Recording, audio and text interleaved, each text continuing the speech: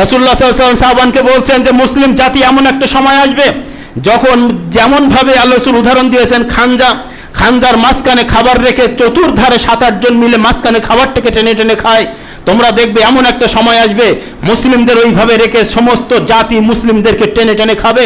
সাহাবান জিজ্ঞাসা করছেন, ইয়া রাসূলুল্লাহ, সেদিন কি মুসলিম কম হওয়ার জন্যে?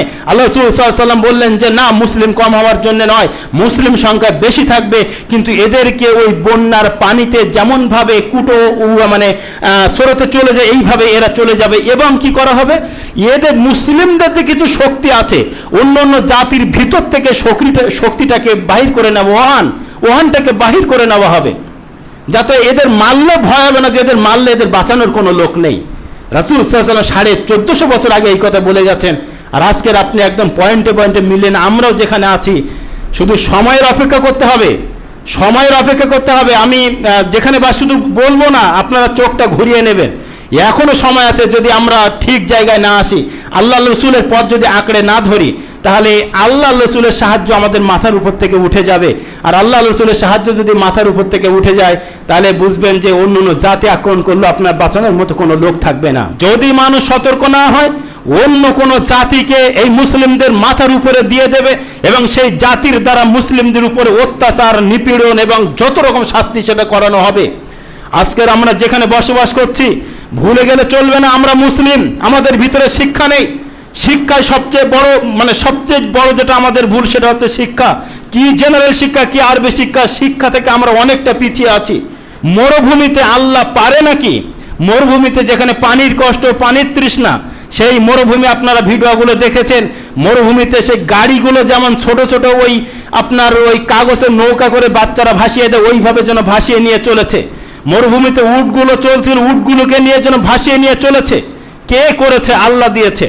মরুভূমিতে আল্লাহ এত পানি দিয়েছে, এত ঝড় দিয়েছে যে ওখানে দেখা কি বলবো, বিশাল প্লাবন।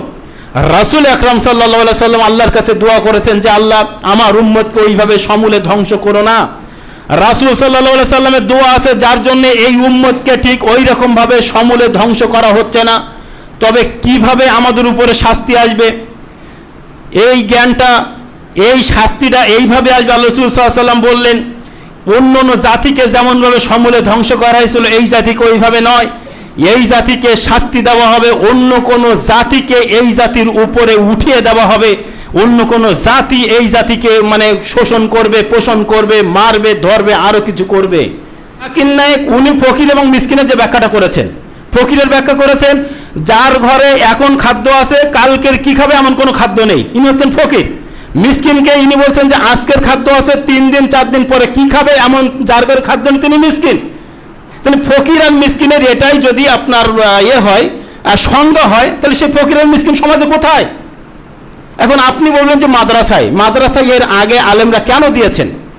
মাদ্রাসায় এই যুক্তিতে দিয়েছেন যে অনেক এতিম ছেলে সেখানে পড়ে, অনেক গরিব ছেলেপেলে সেখানে পড়ে, এই জন্য সেখানে দেওয়া হয়। আমার কাছে যেটা কথা, যদি মাদ্রাসায় দেওয়া না যায়, অনেকে বলছেন যে এতটা কেন দেওয়া হবে, অল্প করে দেওয়া হোক। আমি বলবো না, একদম দেওয়া যাবে না। যদি মাদ্রাসার অপশন না থাকে, একদমই দেওয়া যাবে না, দেন না। অনেকে ভেবে নিয়েছেন যে মাদ্রাসাটা আমার বা আমাদের, দিলে যেন হুজুরদের কি, আপনি ওখানে দেবেন, আমার কি ফেতরা, সেটা আমার তো এতে কোনো লাভ বা লস কিছুই নেই। আল্লাহ নবীর মাদ্রাসা, আল্লাহ চালাবেন, এতে কোনো সমস্যা নেই। এই ফেতরা চাল নিয়ে যে চালাতে হবে এমনটা বিষয় নয়। হয়তো অনেকেই বলছেন যে এত বস্তা কেন অল্প করে দেওয়া যেত, আমি এটা বলবো না। যদি মাদ্রাসায় দেওয়ার অপশন না থাকে, সেখানে মোটেই দেওয়া যাবে না। আপনি কেন হাদিস বিরোধী কাজ করবেন? যদি এমন থাকে যে গ্রামে দিয়ে দেন, তাতে আমার তো কোনো অসুবিধা নেই। কিন্তু এখানে যেন পরোক্ষভাবে যেন একটু অন্যরকম ভাবে কলমটা ঘোরানো হচ্ছে, এটা ঠিক নয়। আমি যেটা বলতে চাই, যে শোনার পরে বলেছিলাম যে দেখেন, কারোর সাথে বলেছিলাম যে এখন রমজান মাস চলছে, ফেতরা সামনে, এবছরটা এতদিন তো হয়েছে, এবছরটা যাক, দরকার ঈদের পরে এক জায়গায় বসে ইনশাল্লাহ একটা সমাধান করা যাবে। সেই সমাধানের সামনের বছর থেকে করা যাবে, এটা একটু করলে করা যেত।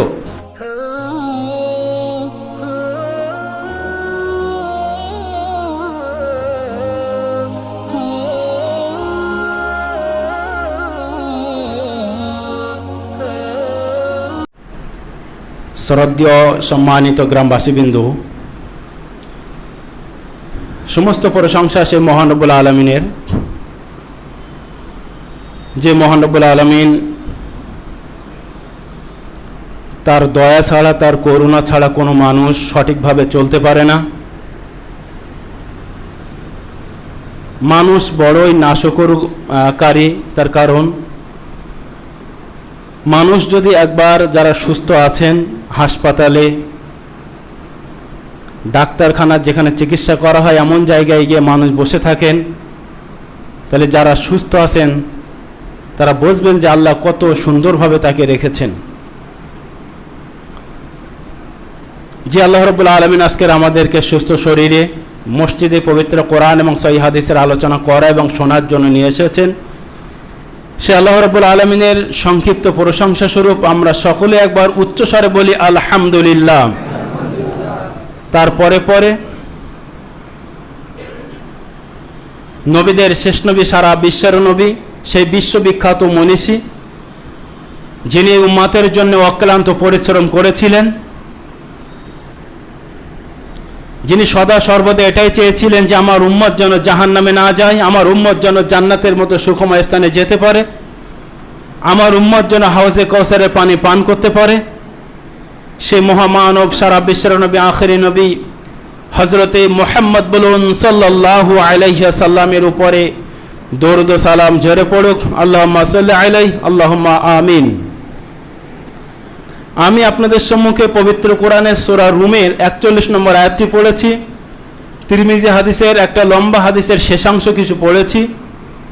ইনশাআল্লাহ তাআলা এগুলোকে সামনে রেখে সংক্ষিপ্ত সময়ে আমি আমার বক্তব্য শেষ করব। আমার তৌফিকি ইল্লা বিল্লাহ। দেখেন,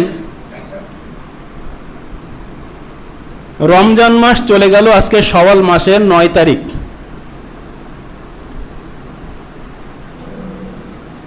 ঈদের মাঠে আমরা খুতবা শুনেছিলাম সংক্ষেপে। সূরা আলার 14 থেকে নিয়ে 19 আয়াত পর্যন্ত পড়েছিলাম, যেখানে আমি 4টে অপশান রেখেছিলাম যে মানুষ শুদ্ধ হলো তারাই, মানুষ সাকসেস হলো তারাই যারা শুদ্ধ হলো। দ্বিতীয় বলেছিলাম যারা নামাজ পড়লো। তৃতীয় বলেছিলাম যারা পার্থিব জীবনকে উপেক্ষা করলো। চতুর্থ বলেছিলাম যারা আখেরাতকে মর্যাদা দিল, প্রাধান্য দিল। 4টে বিষয় সম্পর্কে আমি আলোচনা করেছিলাম।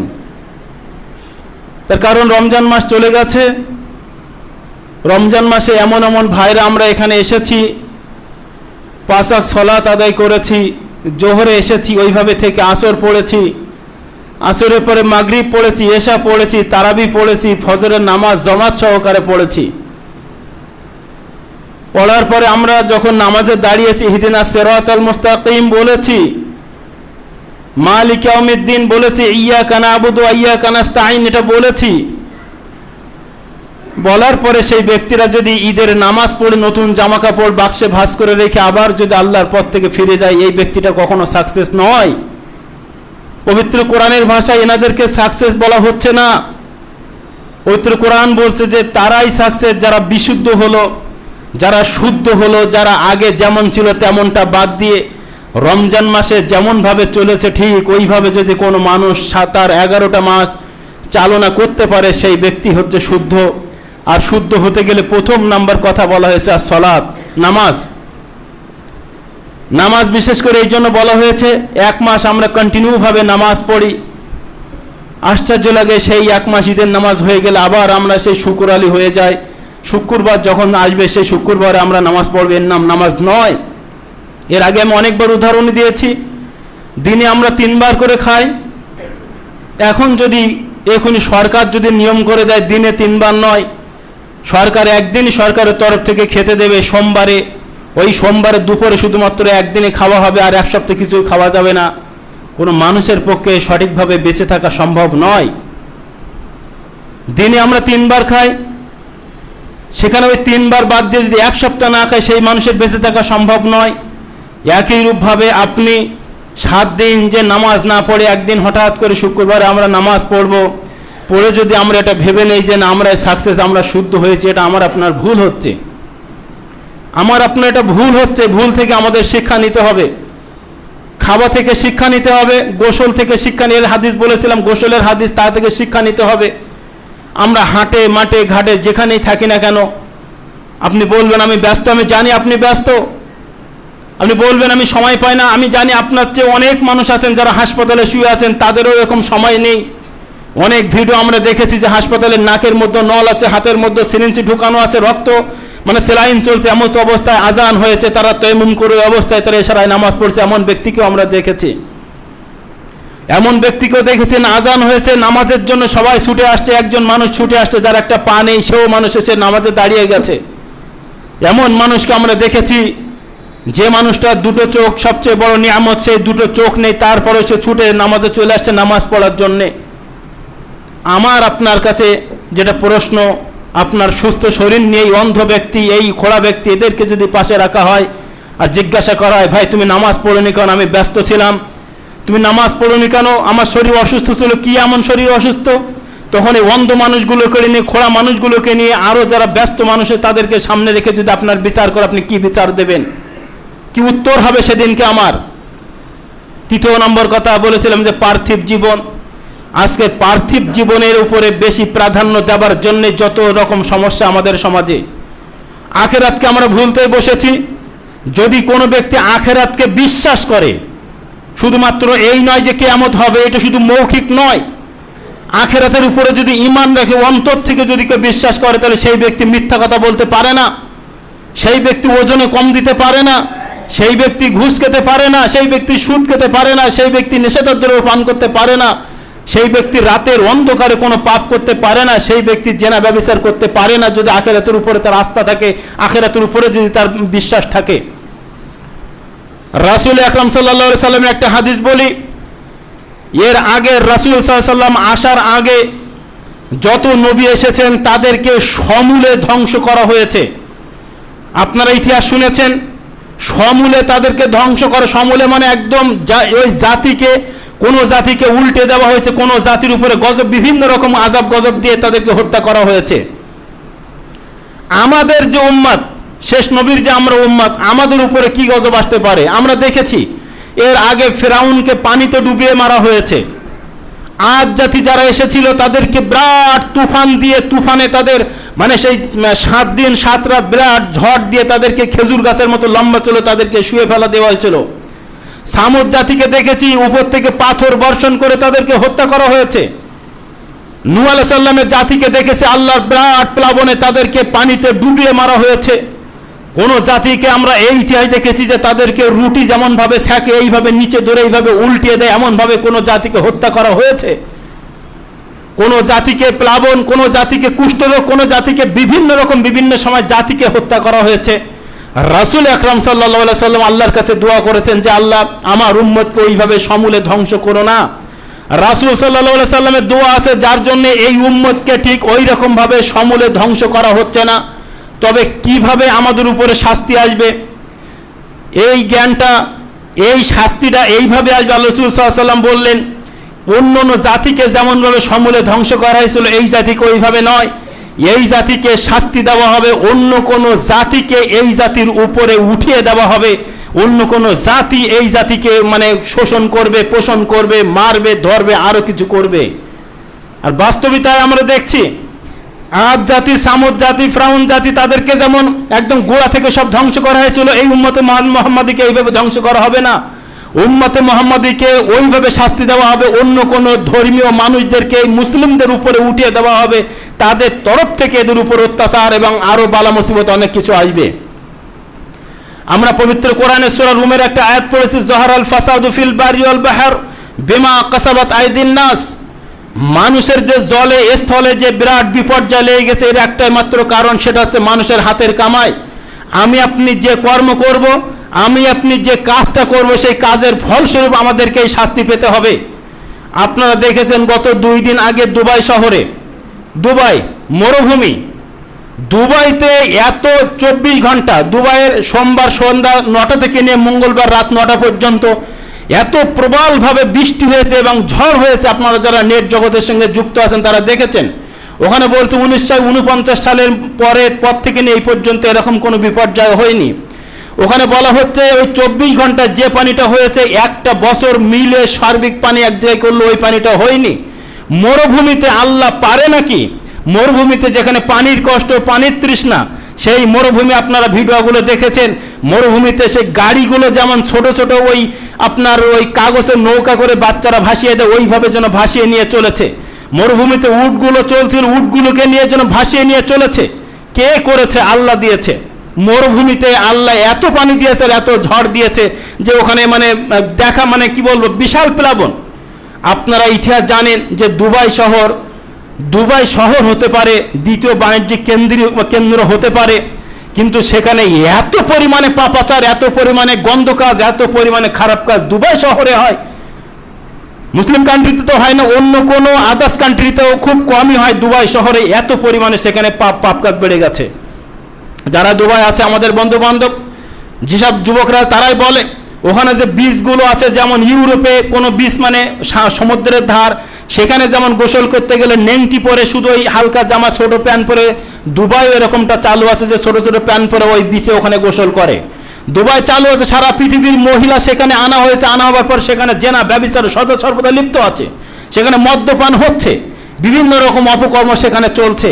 আল্লাহ তরফ থেকে এই ছোটখাটো যেগুলো আযাব এবং গজব দেয়, এগুলো থেকে সতর্ক হওয়ার জন্যে, যদি মানুষ সতর্ক না হয় অন্য কোনো জাতিকে এই মুসলিমদের মাথার উপরে দিয়ে দেবে এবং সেই জাতির দ্বারা মুসলিমদের উপরে অত্যাচার, নিপীড়ন এবং যত রকম শাস্তি সেটা করানো হবে।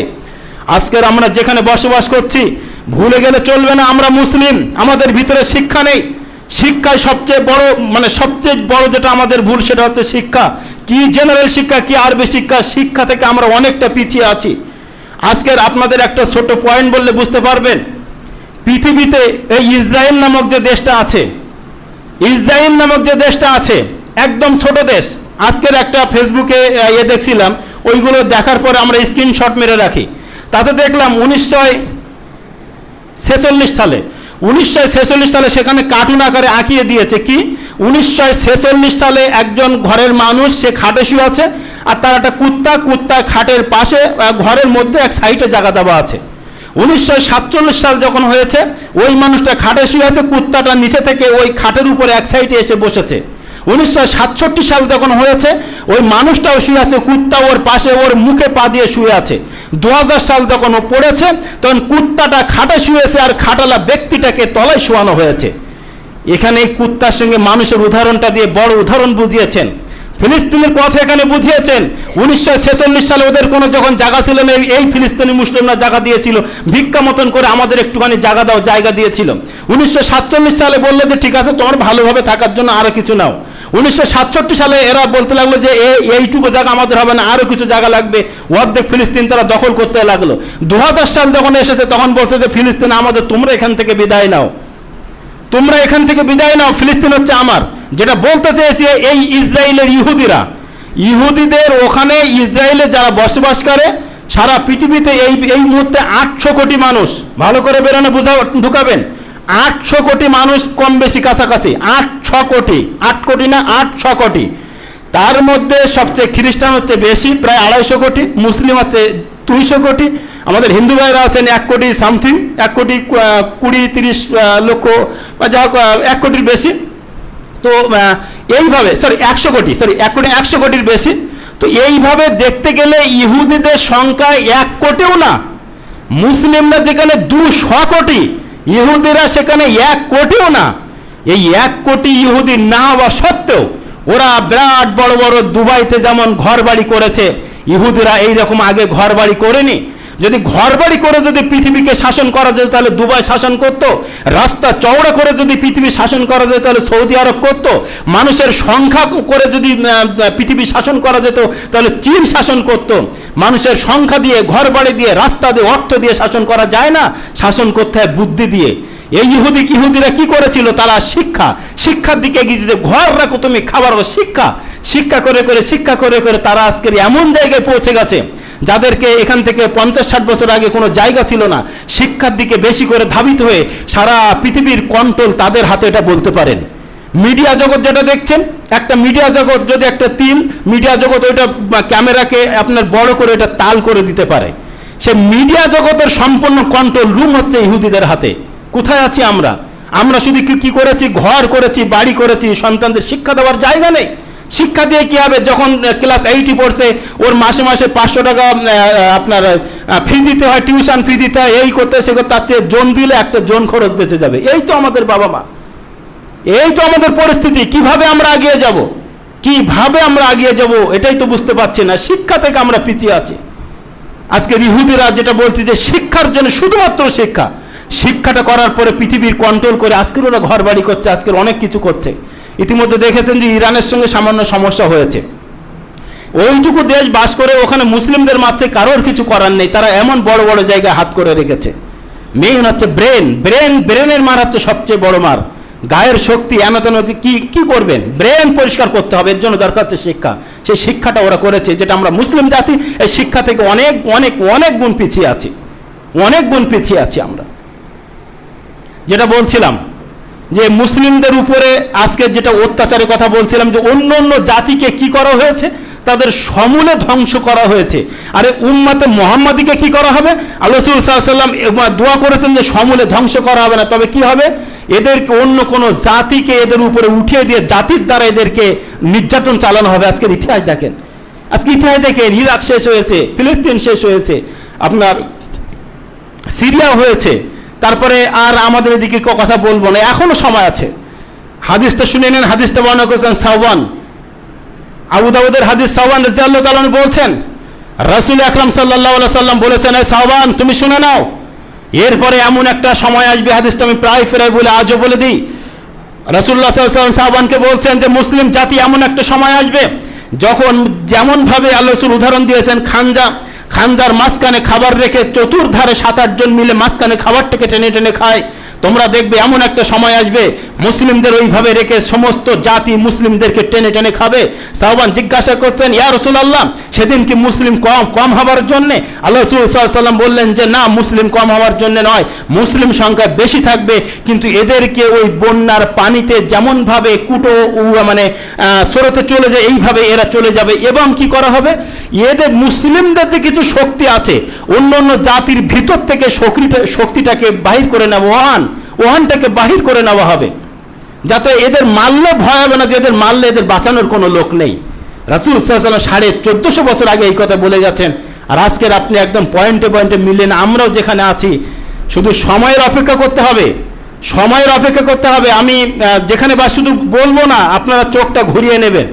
এখনো সময় আছে, যদি আমরা ঠিক জায়গায় না আসি, আল্লাহ রসুলের পথ যদি আঁকড়ে না ধরি, তাহলে আল্লাহ রসুলের সাহায্য আমাদের মাথার উপর থেকে উঠে যাবে। আর আল্লাহ রসুলের সাহায্য যদি মাথার উপর থেকে উঠে যায়, তাহলে বুঝবেন যে অন্য অন্য জাতি আক্রমণ করলেও আপনার বাঁচানোর মতো কোনো লোক থাকবে না। এখনো সময় আছে। শিক্ষার কথা বলছিলাম। শিক্ষা হচ্ছে, আমরা জানি, জাতির মেরুদণ্ড। শিক্ষা হচ্ছে জাতির মেরুদণ্ড। আজকের এটা বিশেষ করে আমরা এখানেও বলবো যে সমস্ত শিক্ষা থেকে আমরা অনেক পিছিয়ে আছি।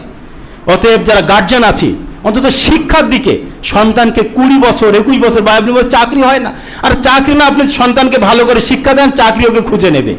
ভালো করে শিক্ষা দিতে হবে, সে যে কোনো, আপনার শুধুমাত্র প্রত্যেক শিক্ষাটা তাকে দিতে হবে।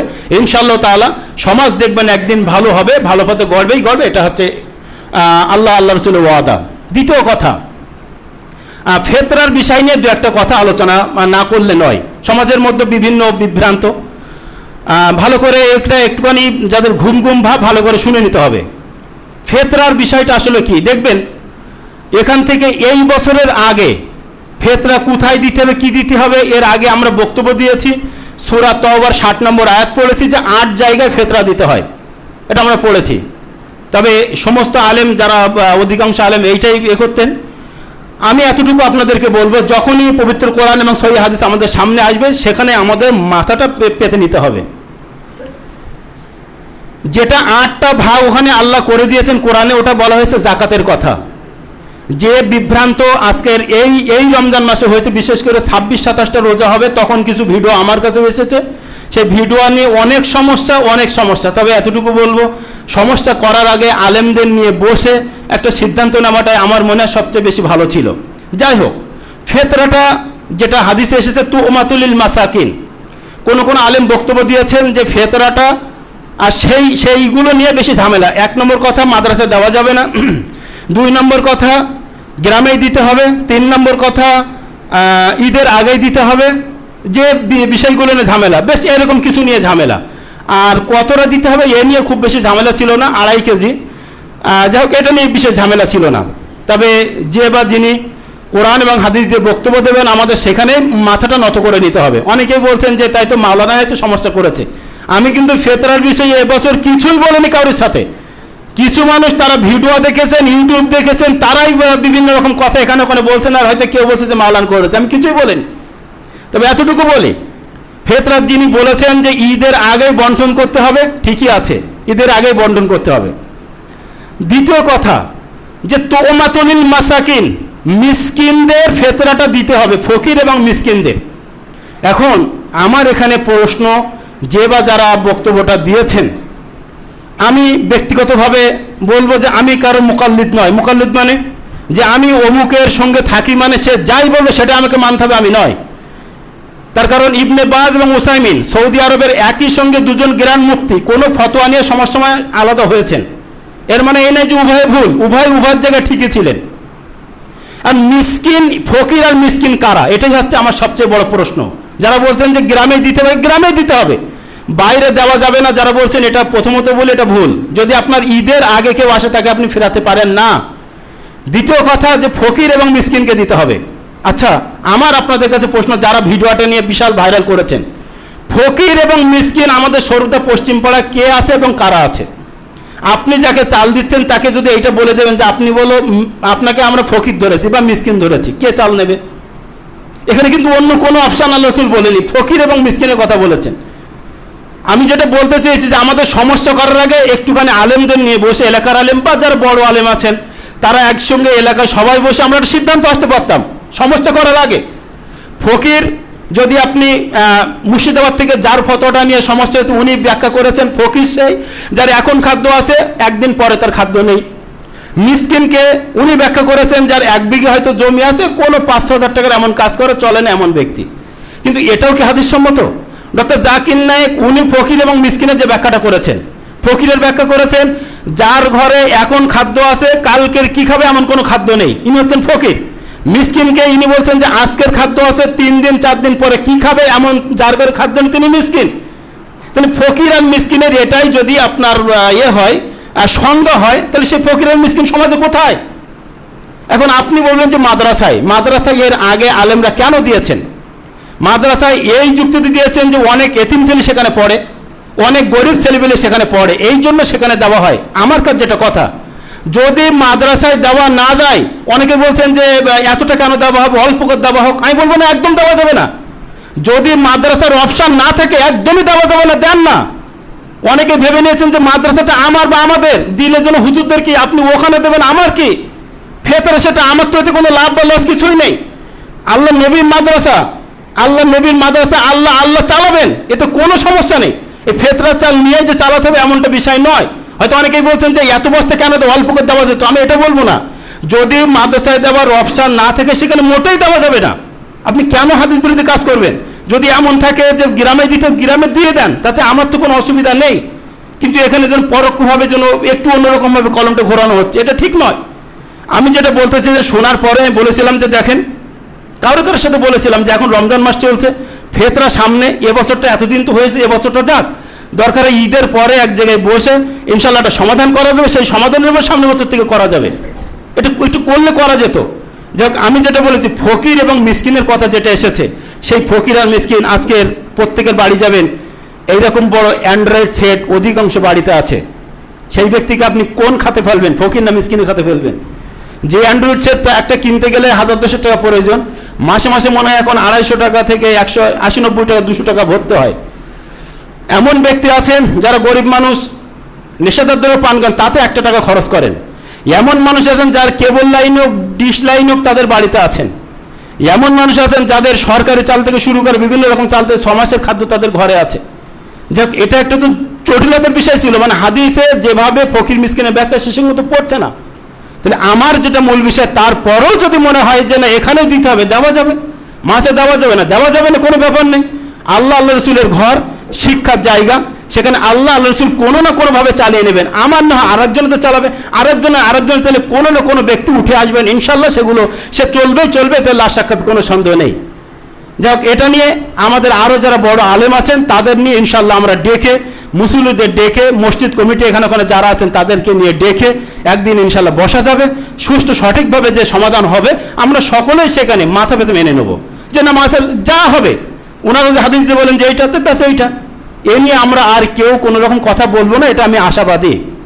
দ্বিতীয় কোনো ব্যক্তি প্রশ্ন করেছেন যে তারাবি পড়িয়ে টাকা নেওয়া যাবে কিনা, দুঃখ লাগে।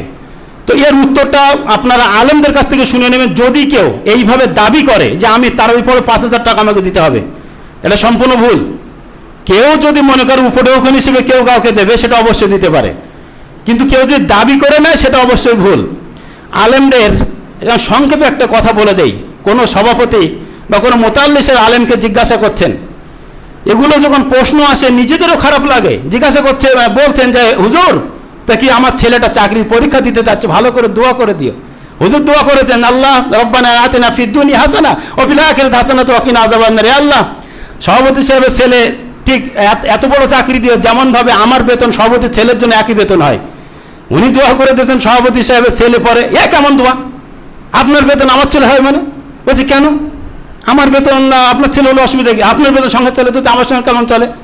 আমার সঙ্গে কেমন করে চলে? আপনাদের টাকায় বরকত আছে।